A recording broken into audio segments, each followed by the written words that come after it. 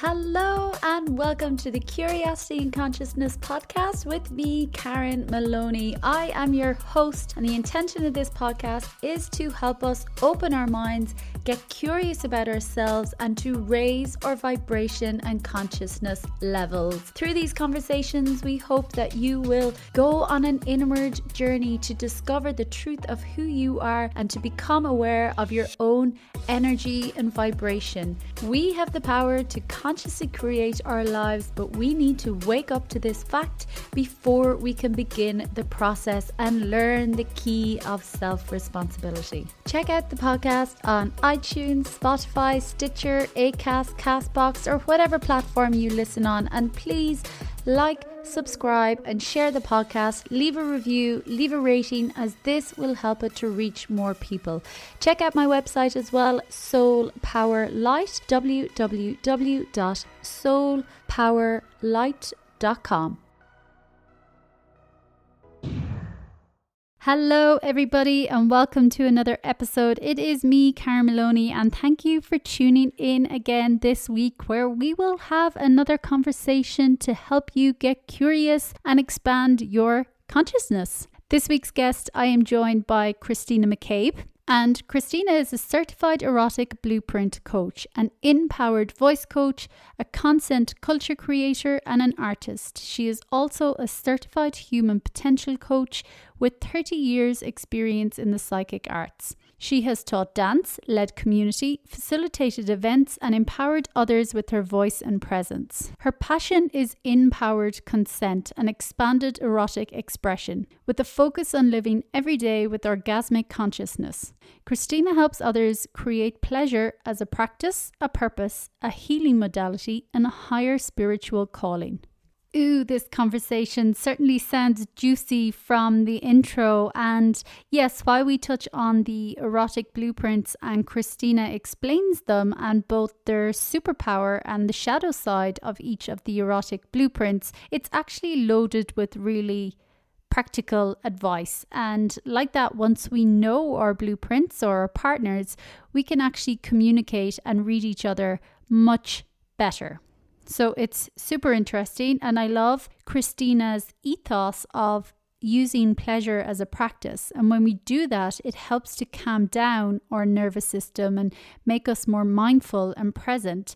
And that doesn't always mean pleasure as a practice just in the bedroom, but it's taking it outside of that and throughout our day, finding those moments of simple pleasure that make us more grounded and mindful and put us into a higher state of awareness and consciousness. So lots of practical advice and tips as well. I love as well how Christina talks about taking ownership and agency of ourselves and learning to express ourselves honestly. She is huge on consent and really expressing our desires from a higher state of awareness as well. Christina also touches on the topic of self-love, and again, that mindful awareness and really learning to accept all parts of ourselves exactly as we are, without the rejection and the shame.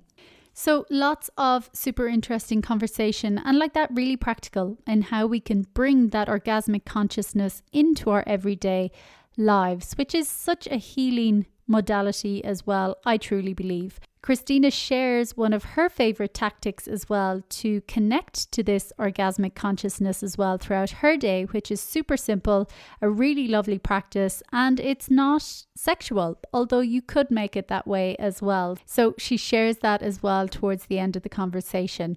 To find out more about Christina's work, go to her website, www.embodiedempowerment.com. That's embodied and empowerment.com. But as always, I will have it linked as well on my website, www.soulpowerlight.com, and click on the podcast section and Christina's episode. Enjoy. Christina McCabe is my guest today, who is an erotic empowerment coach. So it's going to be a super interesting conversation. But first of all, welcome, Christina, and thanks for joining. Nice to be here with you, Karen. Thanks for having me. Yeah, let's see where the conversation goes. And maybe if you start by telling us a little bit about your work and maybe what led you to your work, some of your background. Oh, I would love to. Thank you for that.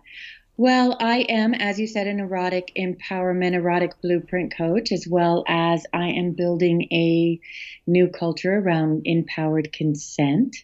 And I've really been drawn to this purpose, passion of mine of helping others reach a higher empowered state of an awareness. Because I believe with higher awareness, we have choice, and choice equals empowerment in all levels, all places in our life. And consent is important to me because I haven't always had a really effective voice. Mm-hmm. And one of the places that my voice was the least effective was in my sex life, in my intimate relationships. So I find those two go really closely together for me personally. I have a history of bullying in my past, both inside and outside of my family.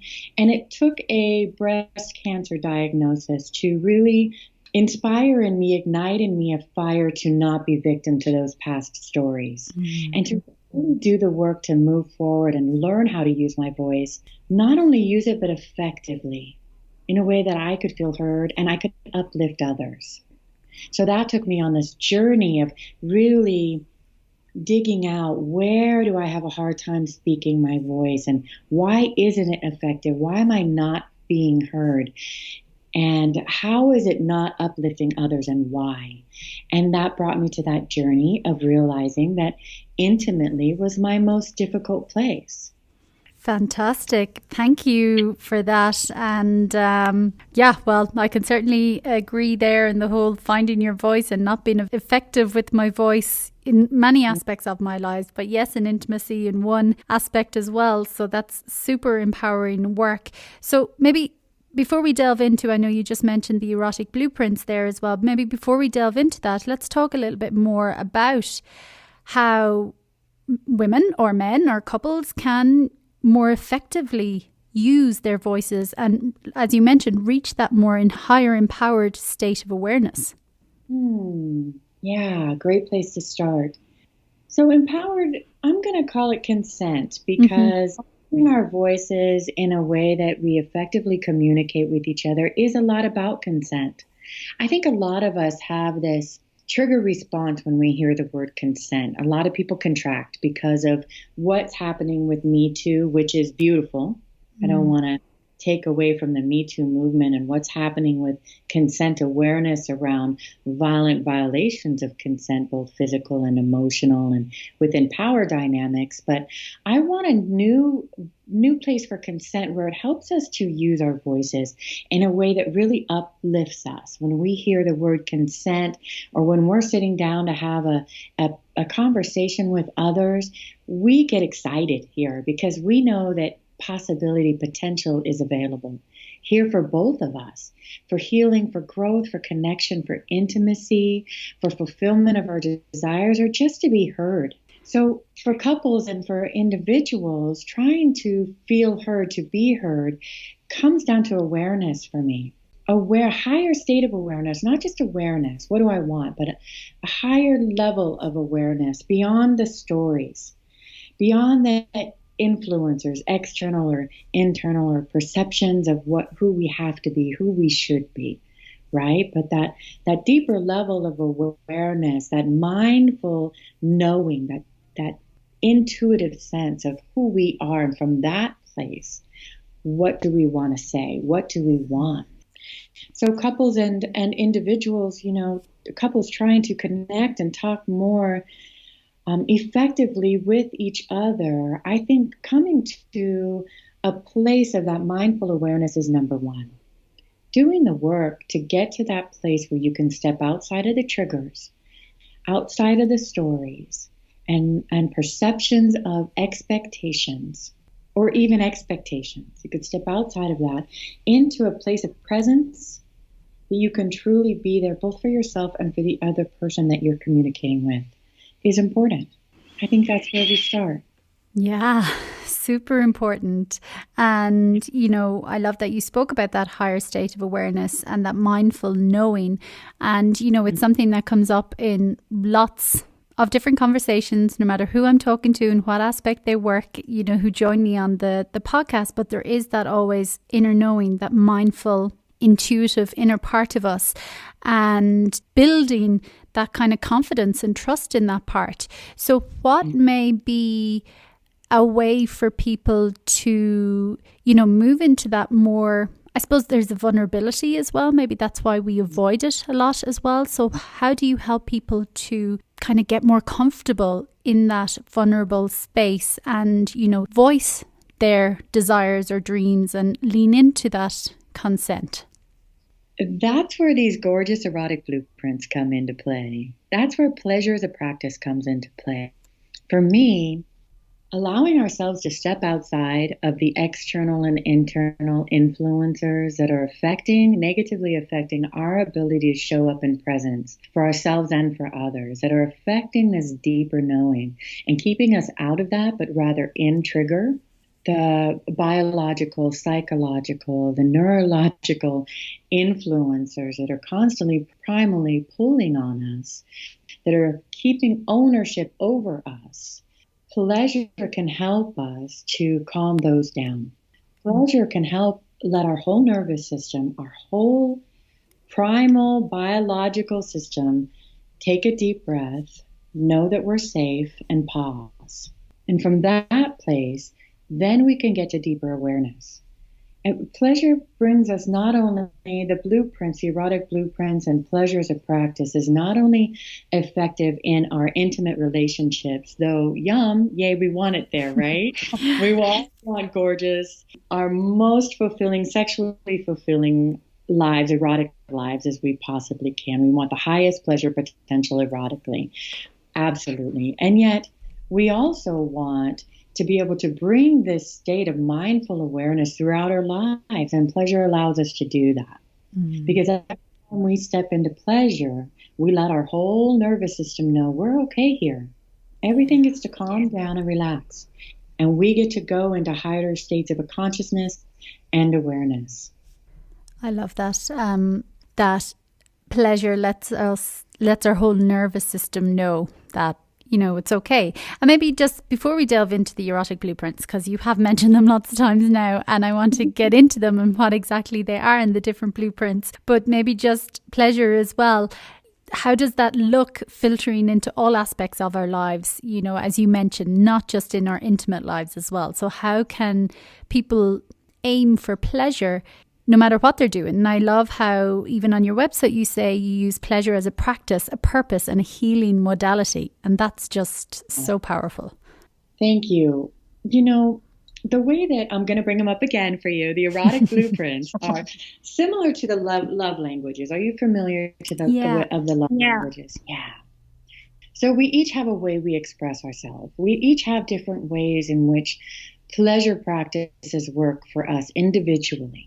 For one person, gratitude practices are going to be very effective for them. Another person, touch practices, more visceral practices are going to be good for them. Another person, breath practices maybe.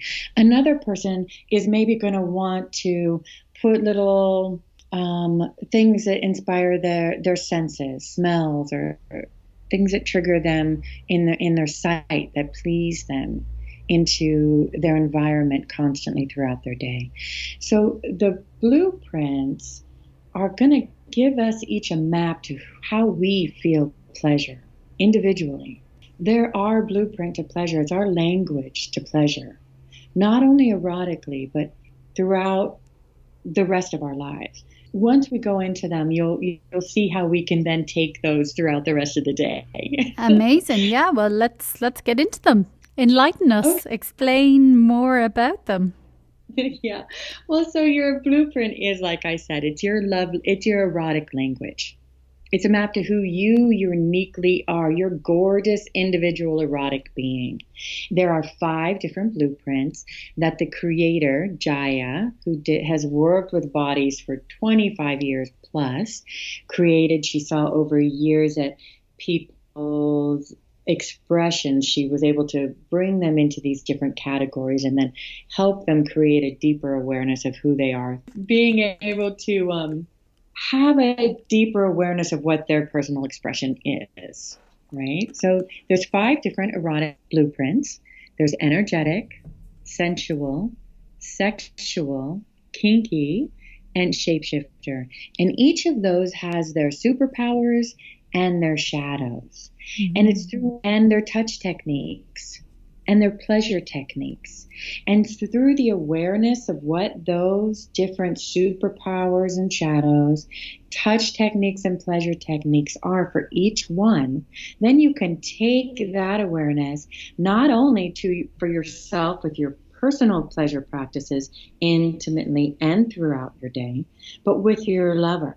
A great example here with your partner, your lover, is imagine one of you spoke Spanish and the other spoke Japanese. It'd be very hard to communicate, right? This goes to those consent conversations and being heard as well. So if we're speaking different languages, how do we ever truly get heard? And I find this with clients in couples that have these gorgeous relationships in all aspects or a lot of aspects of their lives, except sexually. And there's ways that itself is also bleeding out into other areas of their everyday life. And they're trying, no matter what they're trying, to get their sex lives to match up and to have a beautiful, passionate, fulfilling sex life for each of them. They're just not able to come there. And that's because they speak different languages and they don't even know it. Once they're able to learn each other's language, each other's touch techniques and arousal techniques, how they want to both enter into, experience, and exit out of intimate connections with each other, then they're able to really gift and receive that from each other and together. Does that make sense? Yeah, absolutely. I love that. And it actually reminds me of the book. I'd forgotten about that book, The 5 Love Languages. And just as you were saying that, it reminds me, because again, we all get caught up in what we like as well sometimes. And we think that just because what we like you're saying, is what our partner will like. But we're completely reading off different languages or blueprints in the first place, and that's why there's that dissonance or that disharmony. We're not filling up each other's kind of love cup. So yeah, if we can discover that and uncover within each of us, what it is in the first place, and like you're saying with the conversation piece as well, and finding our voice, not being afraid to engage with our partner to find out their erotic blueprint as well, and then we can fill each other's cups. So I love that, and it reminded me, just like, say if someone likes physical touch but you prefer words of affirmation, usually what we prefer, like whether it's words of affirmation, that's what we will give to our partner, thinking they will prefer that too. But again, that's where it can be off sometimes, but super easy and insightful and empowering once you have that information. So if it's okay with you, can we dive a little bit deeper into each of the erotic blueprints and what, you mentioned the superpowers and shadows, maybe touching on a little aspect of each of them. Sure, I'd love to. Okay, so let's start energetic. So your energetic blueprint, there are both dark and light energetic expressions. Your light energetic is one that you consider a little bit more airy. They have a real light sense of ease to them, right? They're that spiritual being, if you're picturing those people. Mm-hmm. Your dark energetic has more of a moody, emo kind of an energy to them. So, but they each your energetic likes tease and anticipation. They are really turned on by spaciousness. Some of their superpowers are that they can orgasm without touch. Mm-hmm. They can move higher states of consciousness in their pleasure. They can easily move sexual energy throughout the whole body. They're deeply intuitive lovers. So you think of this as bringing this not only in your sex life, but throughout your day. Your energetic is going to want that tease and anticipation in their foreplay. Right? Mm-hmm. They're going to want light hovering touch over their body. Some of them sometimes in their shadows, actual physical touch can short circuit them, can be more painful than pleasurable. So when you walk throughout the day with your energetic, if you have an energetic partner, you're not going to rush into them really heavily. You're going to give them the space when you communicate with them. You're going to step back a little bit and give them enough room to pause and feel into and intuit and drop into their knowing. When you provide that spaciousness for an energetic, or if you're energetic, you've created that spaciousness in your life for you. Your whole system creates a spacious and an ease. You get more pleasure. Your whole system does that relaxing that we were talking about, and it allows you to then go into that deeper state of awareness and communicate from there, communicate from that place. Your energetic shadows, however, they can be kind of hierarchical. They can short circuit. And because they're intuitive lovers, if something is off with their lover and they're sensing that, they're not going to be able to drop into pleasure. And touch, like I said, can feel more like pleasure or pain as opposed to pleasure for them. Any questions about the energetic? No, I'm just super interested. Just taking it all in. Yay. So your sensual superpowers are they can receive full body orgasms if they are in their power. They have a huge capacity for pleasure. They can receive pleasure when all their senses are ignited. They have a gorgeous aesthetic for beautiful spaces.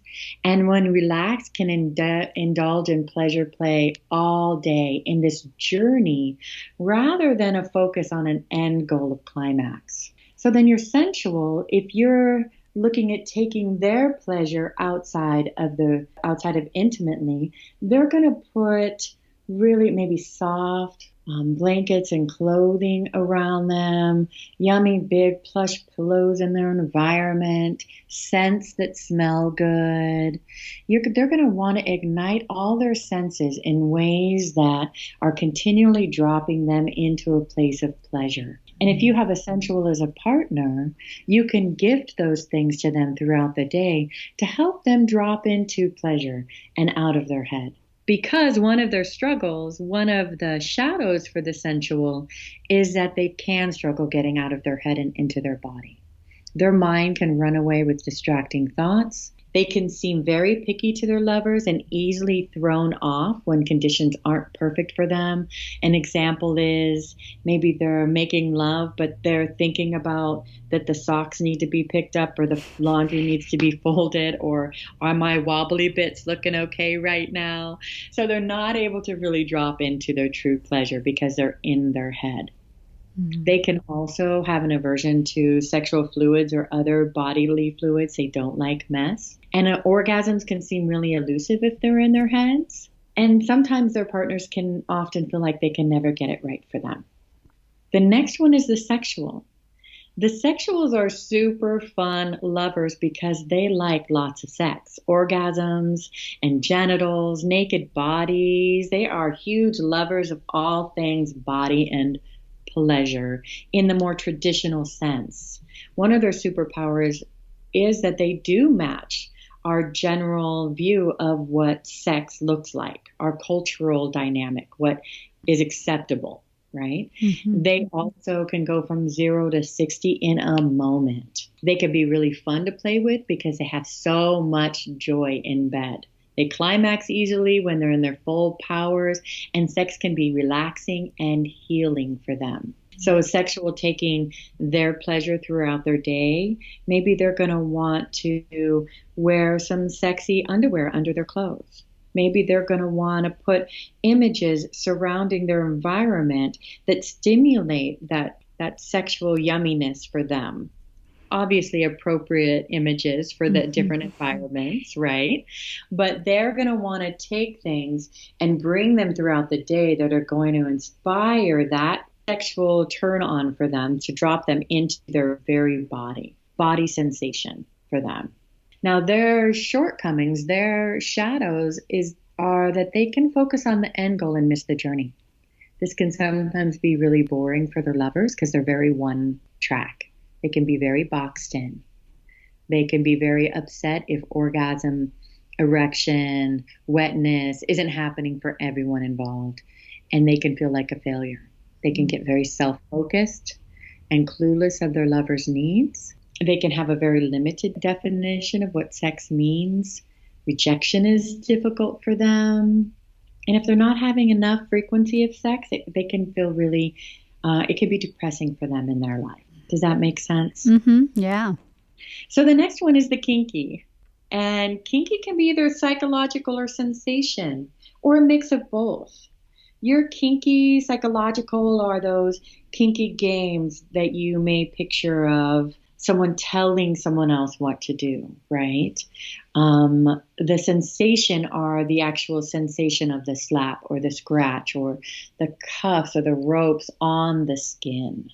Or you can be a mix of both, wanting that psychological game as well as the sensation of whatever toys you have in your play. Their superpowers are that they can orgasm just with the game or the play that they're involved in. They don't even need touch or genital contact for that. They can also reach non-ordinary states of consciousness in their surrender or control or intense sensations. They are incredibly open-minded and creative lovers in general, and they can train or be trained to orgasm on demand, as well as their intimate lives. The play that they are involved in can be very healing for them. The shadows, there can be a lot of shame around their kink, a lot of guilt, self-judgment and perception of others judging them. They can have a fear of being found out and therefore are hiding. Sometimes for kinky too, depending on what they want to be engaged in, it can be dangerous if they're not having the proper training, consent. Sometimes if they only have a turn on from one thing, that if they only have one path to pleasure, that can be difficult for their lovers. A good example is if my kink were that I wanted to wear a Big Bird outfit every time I had sex. That might be fun one time for a lover, right? But they're not going to want to have to do it every single time. Big Bird every time. Every time is maybe not everyone's joy. So that could be a shadow for sure. Kinkies then can take, if they're going to take it outside of their intimate relationships and they're going to bring pleasure as a practice throughout their day, one of the things they can do are put little, male or female identified, could put some garter belts on that they could snap if they like the sensation. They could use scratches or little slaps. They could put toys in their purse or their bag or their pockets that when they feel them, it inspires that feeling inside of them. If they like constriction or control or being tied up, they could get silk scarves or something that they can blindfold with, and they can, that silk scarf that can pass for everyone else. No one else will know what it is, but they can wear it or have it in their purse, or it's surrounding them. So every time they see it, they're going to be brought into that yummy place of pleasure with it. And then the last one is the shapeshifter. Shapeshifters are a combination of all of these. They have a huge capacity for pleasure because they can play within all these different realms of energetic, sensual, sexual, and kinky. And that's part of their superpower. They're really fun lovers. They're incredibly creative. They can go from 0 to 60, but they can also take a lot of time and space. They can maybe mix all of those and maybe need to mix all of those depending.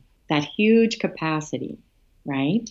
And so they're very fun. And so a shapeshifter bringing pleasure outside of their intimate relationships, pleasure practices throughout their day, can mix all of the above ideas as well as many more to keep that pleasure and higher awareness as they walk through their lives. Their shadows, however, are a combination of all the different shadows. And so that can be difficult as well. A shapeshifter can always be feeling themselves merging to match what they think others want from them rather than being in their own needs and desires and wants. They can feel like they're too much. They can also feel like they're too much to their lovers. Maybe their lovers are going to never know what the shapeshifter wants or needs, and they feel like they can never be enough for them because it can be changing all the time. And that's where that communication comes in. That's where curious and open and exciting and ever-flowing conversations around consent and relationships and awareness and desires comes into play, and why that does become more and more important, not just for the shapeshifter, but for all of these blueprints. Super interesting. Thank you so much for sharing all of those and that information on each of them, to give us all an idea or a clue where we may fit in, or our partners. And something that you mentioned as well that I'd love to just touch on, because I'm sure for all of us at some stage in our lives, it is that dealing with the idea or the thoughts of rejection. And if we, be our full erotic selves, or allow that part of ourselves to come out and lean into that vulnerability, there comes that fear or panic of rejection, or what if I can't do it right, or it looks stupid, or it all goes badly wrong.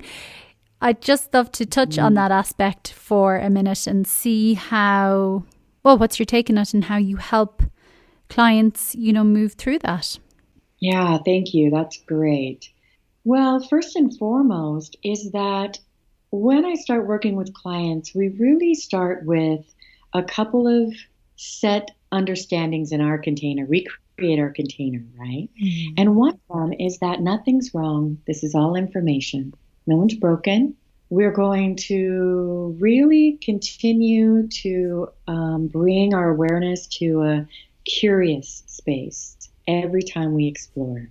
We're going to learn how to settle into our bodies and listen to what our bodies are telling us, not our minds and our stories, because that's where rejection is, in our stories.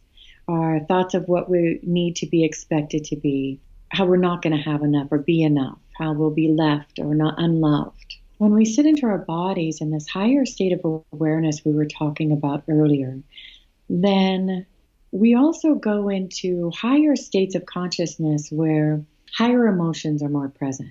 Vulnerability is accepted there. Vulnerability is beautiful and celebrated there. Feeling rejection and being able to express it and held and honored and loved through it is available there. When we work with clients and we go on this journey of coming into mindful awareness and it's really a lot of self-love, right? Because coming out of the stories are usually these self-criticizing stories. And come out of that into self-love and higher awareness, it means a true acceptance of all aspects of ourselves. So it's not getting rid of the parts of us that may not look pretty. It's about saying, why are they there? What do they need to say, and what do they need to feel held? What do they need to be given to relax and sit back and let the higher places come forward? A good example is if I'm in a triggered space, if I'm feeling that if I express my truth here, if I tell someone no to one thing, I'm really afraid that I'm not going to get everything else I want. Say someone's asking for intercourse. Someone wants to have sex. And I don't really want to have sex, but I want intimacy. I want connection. I want friendship, right? I want a journey toward building towards sex. But I think that I'm not going to get all those other things unless I say yes to sex. If I'm not in my higher awareness, in my deeper knowing, but I'm in my triggered space, I might just say yes, right? And then be blaming and self-criticizing and self-deprecating because I did. But if I've done enough practices, both pleasure practices, mindful practices, awareness practices, to be able to come aware that, wow, that's what I'm feeling right now. I'm in a moment, someone's asking for something from me, or I'm asking for something from myself, and I'm feeling this contracting. I'm able to go into my body and go, wow, what is that? Oh, that's because I'm feeling I might be rejected, or I'm feeling I might not have enough, or I'm not enough. And I can do a moment of what do I need here? Mm-hmm. And I can tell the person I'm talking to, that's what's happening for me. Or I can tell them I need some space to become clearer. Or I can ask my own self what I need here and give it to myself so that I can come into a higher place of awareness and make my choices and express my choices from there. Is that landing? Does that make sense? Yeah, no, that makes perfect sense. And, it comes back to the whole thing of communication and consent that you've been talking about since the start of the conversation. And I would love, because I think deep down for most people, they have that desire to want to express, but sometimes it's more the language that where people get stuck. So I don't know, do you have some examples? Because I know you lead weekly consent forums as well. And what are some of the types of language that people can explore with when they're feeling in that vulnerable stage or maybe triggered or their defenses are up? So it doesn't come out sounding like the wrong way and shutting everything down. What is more language that's more expansive and opening than kind of restrictive and that kind of defensive? Great question. First, I'd like to say that no matter what language you use, it's the energy that you feel that's going to come through. Mm. It took me a lot of years to figure that out. Energy is everything, or energy does not lie. But I said it different. I thought I said it right. Why is it still not landing right? Right? But so true. Behind it was what was coming through. So for me, I think honest expression is what needs to happen, no matter what that's going to come through. And I statements. I'm feeling triggered. I'm feeling contracted right now. Body statements, embodied statements. I'm feeling tight in my heart. I'm not sure why. I need some time to explore that. Or I'm feeling really afraid, and I'm really into embodiment, right? I think our bodies tell us a lot more if we can really dive into our bodies. So what is our body telling us? And expressing that. So languaging, I'm feeling this way. This is what I need. How does it for you? What do you need? I find honest, open, compassionate, curious exploration is more available when we do allow ourselves to just express it. When we get tight and we get afraid and then we speak whatever we feel like we can, it often comes out angry and tight and contracted. Does that make sense? Yeah. And it's going to be fluid. It's going to shift and change depending on what you want to say. Honestly, Karen, I find that most people, when I start working with them, don't even know what they want yet. Yeah. Because they've been so stuck in their stories and in their heads, in their external and internal influencers that have ownership over them. Yeah. And until they can take ownership over those and take a real agency of self, and practices are what get you there. Pleasure practices, gratitude practices, meditation, yoga, movement practices, embodiment practices. Right? Real commitment to change and awareness practices. Those are what get you there. But until you're there, you can come out of and take ownership of your own awareness. Most people don't even know what they're going to say. Yeah, I mean, again, and it's applicable to every aspect of our lives. And I love, you mentioned the curious exploration, and that's why I have curious in the title of the podcast as well, because honestly, it's been the biggest game changer in my life as well, when we can just get so curious about everything and like that, take our focus off the externals and who we always thought we should be and how we're expected to be and how it looks in the movies and how it's meant to be, and just get curious and, like you say, ownership, agency of ourselves, and go, well, how is it for me? And leaning into that, like, it just has the capacity to shift everything. And like you mentioned as well, it comes then to that honest expression. You can sit more comfortably in that because you're like, oh hell, I'm just actually being me now. I'm not trying to live up to something else or some ideal. This is just me, and I come as I am, and I am enough, and all these things that come with those practices that you've just mentioned. And it is a practice. It absolutely is a practice, but it is the most incredible practice and work that you will do of your life, because to know ourselves is truly the greatest gift ever. And I love that you just mentioned that as well. Yeah, and I would love to even just take that a bit further. Please, yes. Well, and then what if it's not about coming all the way out of all the stories, who we've always tried to be, and what society has told us that we need to be? What if it's not about getting rid of that aspect of ourselves completely? What if it's actually about a complete acceptance of all aspects of ourselves, even those that want to influence us in that way? When we come to full awareness and ownership, we can have that trigger happen and say to ourselves, oh, okay, I see you. I'm going to give you a little love right now. And I'm going to come over here into my higher state, my deeper knowing, and I'm going to react from there. I'm going to respond from there, right? Because I work with people who have for years been trying to just get rid of those parts of themselves. In a way, practicing it away, yogaing it away, and it always comes back. And then they self-deprecate and spin around the fact that they still feel that way. Yeah, you feel that way. It's actual primal to feel that way. Yeah. Primally, we are community beings. It's safe for us to be accepted and loved in our communities, right? That's part of our primal safety net. So we're always going to feel that. That's going to be a part of our consciousness, to want to be accepted and loved and enough, to be part of the collective whole in some ways. But if we don't have awareness of that, we can't then make the choice. And it's all about choice.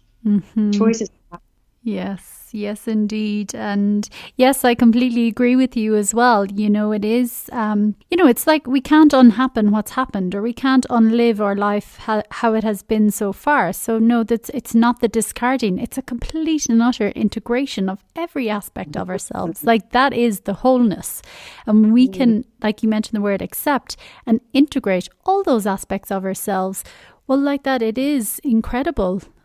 Just the inner sense of peace or stillness as well, because there is that no longer that battle. Because again, if we look back, often those experiences were some of our greatest growth.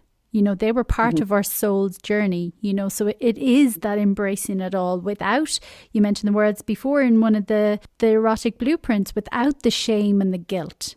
You know, it's just integrating and accepting it all. Yum. And then from there, right, then we can journey toward those higher states of consciousness. For those of us that are on this spiritual journey of really trying to raise vibration, collective vibration, personal vibration, live in a sacred manner, whatever your wording is around that, be in a more enlightened place or divine place. Once you take ownership and agency from that place, you can do that. Owned by your biology, psychology, neurology, when you're owned by external and internal influencers, you're just banging your head against a wall trying to get there, right? Yeah. And sometimes that's part of the journey, you know? It is, yes. Sure. Yeah. There is no right or wrong. Each person's journey is their journey, but like that, it's up to us as well. Like you say, the power of choice and the decisions we make is, again, our power. Well, and that's why I'm so passionate about helping people reach InPowered awareness. Because when they have that awareness, they have choice. And then it's up to them to choose how they want to live, what they want their life to look like, what steps forward. I don't want to make that choice for anyone. I don't want to tell you what empowerment looks like. You get to do that, right? So I help you get to an awareness, a state of awareness where you have true choice for yourself. I think that's what it's about. And pleasure practices help you to attain that higher state of awareness. Yeah, I love it. And that's so funny. I was just going to ask you what was your favorite aspect of your work, but I think maybe you answered it there in that last question, because that sounds really powerful. Maybe there's another aspect as well that you love that you'd like to share before we wrap up. Sure. Thank you. I love that beautiful, bright moment when someone feels heard, because that's where it's healing too, right? That's where pleasure is healing. When you get heard in your intimate life or throughout your life, wherever you're trying to express yourself and you're not able to, and you're wanting to feel heard, it's deeply painful to not feel heard. That's my experience anyways. For me, it's deeply painful to not feel heard. And so when you finally get heard And when you finally are able to hear others, truly, it's such a beautiful moment. It's deeply healing. Great joy in helping others into that space. Amazing. Yeah. What a beautiful gift to be able to witness and be there for as well. And I loved our conversation today. The time always just flies away once we get into it. But I love something else that you talk about, and maybe as a parting word, you can share maybe some of your practices or that you use to live every day in orgasmic consciousness. I think that's just such a beautiful phrase. And then as well, please also share where people can find more information about your work. Thank you. Well, if you've been listening, or your listeners have been listening, they will have heard the different blueprints. So living every day in orgasmic consciousness is about choosing those pleasure practices, depending on your blueprint or your mix of blueprints, that you could take throughout the day to create that orgasmic expansion. For me, I'm going to give, this maybe isn't all the way to orgasm, but it really helps to bring that orgasmic awareness into my center as I walk through the day.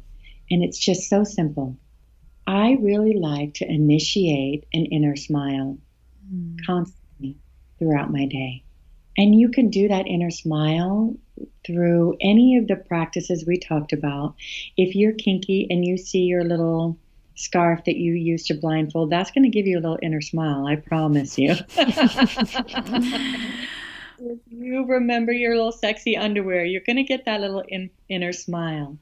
For me, the inner smile, you can also just pull up a memory or gratitude and bring in that inner smile. And throughout the day, taking those pauses when you see or recognize or acknowledge something that is beautiful, finding that inner smile and just pausing with it for a moment, letting your system really wire in the pleasure of that moment before you move on.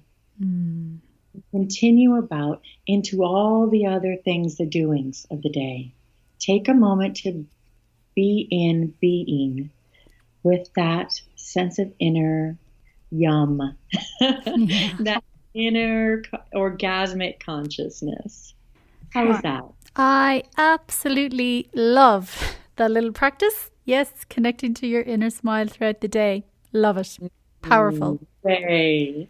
Well, people can reach me by going to my website, which is embodiedempowerment.com. I am about to launch a new program called Speak to really help people dive into everything we've been talking about, coming into a deeper awareness of what they want to say, what they want to express, who they want to feel heard by, who they want to hear, right? And finding the ways to express themselves to truly be effectively heard. You can also find my Facebook. Every week I am gathering intimacy and relationship experts together to talk all things empowered consent. And that link is on my website as well.